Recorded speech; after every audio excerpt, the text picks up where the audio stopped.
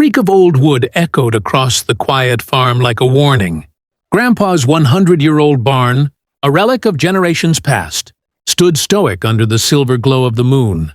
I never imagined that tonight, this sanctuary of memories would become the epicenter of chaos. Something, or someone, was inside. I had been checking the fence when a faint rustle froze me in my tracks. The air felt heavy, charged, like the moment before a storm breaks. My phone buzzed with a frantic text from the HOA. Security team.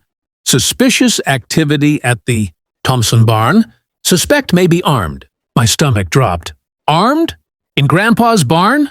I ran across the dewy grass, heart hammering, only to see the barn doors swinging slightly. Shadows danced through the gaps, moving with an unnatural urgency.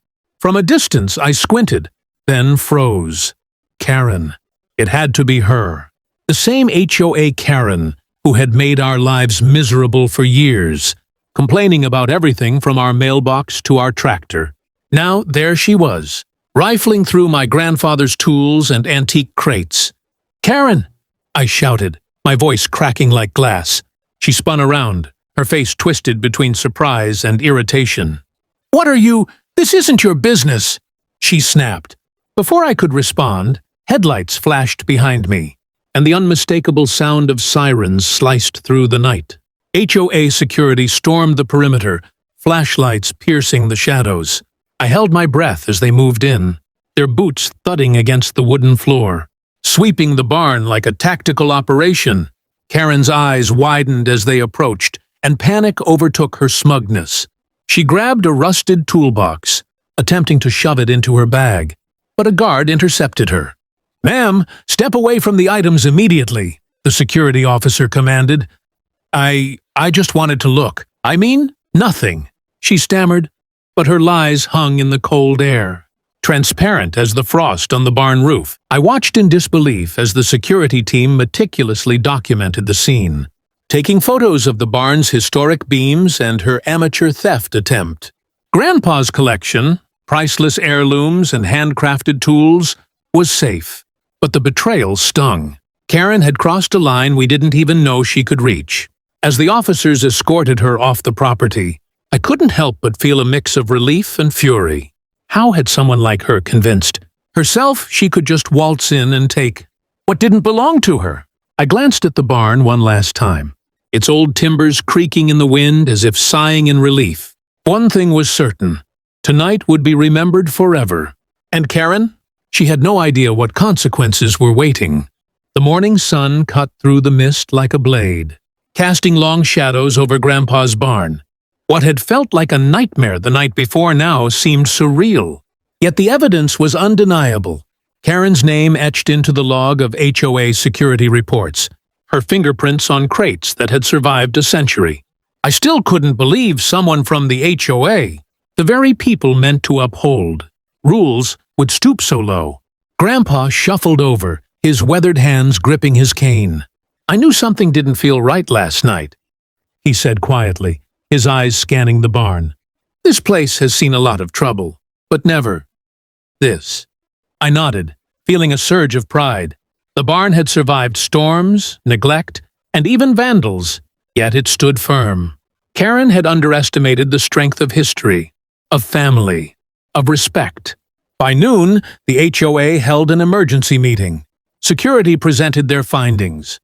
Photos of Karen inside the barn, the toolbox she attempted to steal, and a detailed report of her trespass. The room buzzed with murmurs, but I noticed her sitting rigid in the corner, face pale and unconvincing, trying to look innocent. "You see," the HOA director began, pointing to the photos, "this is not a minor infraction. Trespassing, theft, it's unacceptable, and there will be consequences." Karen's lips twitched, but she remained silent. I stepped forward, heart racing. "It's not just about the barn," I said, my voice steady. "It's about respect. My grandfather built this place. Every beam, every crate, it carries decades of hard work and memories. You can't just walk in and take what isn't yours." A hush fell over the room. Karen shifted uncomfortably, finally muttering, I just thought—" "No," I interrupted, shaking my head. "You thought wrong. The director nodded solemnly. She will be fined, her HOA privileges suspended, and a formal apology is required. I felt a rush of vindication. Justice had a name tonight. Accountability. Back at the farm, Grandpa and I walked around the barn, inspecting the damage. Nothing significant was lost, and the air smelled faintly of hay and resilience. "You handled that well," he said, ruffling my hair. Sometimes the hardest battles teach the strongest lessons. As evening fell, I stood outside, watching the barn's silhouette against the amber sky.